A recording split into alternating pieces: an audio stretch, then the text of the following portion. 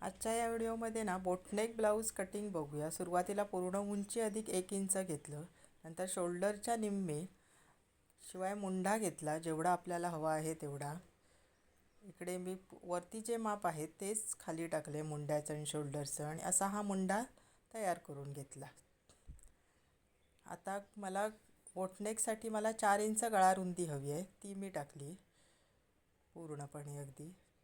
आणि गळा उंची जी काय असेल आपली त्याच्या अर्धा इंच जास्त शिलाई मार्जिन अशी टाकून मी पूर्ण गळा तयार करून घेतला. तर मला पॅटर्न हवा आहे गळ्याला, म्हणून मी बोटनेक गळा आहे त्याच्यामुळे दोन्ही गळ्याचे शेप मी व्यवस्थित असे देऊन घेतले.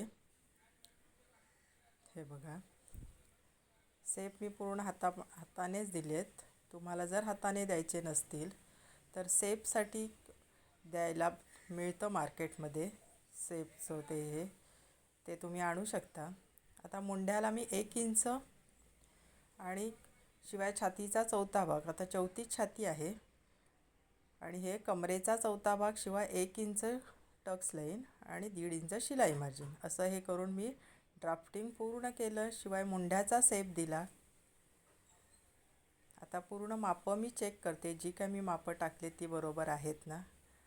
असं हे माझं बोटनेक 34 साईजचं ड्राफ्टिंग तयार आहे.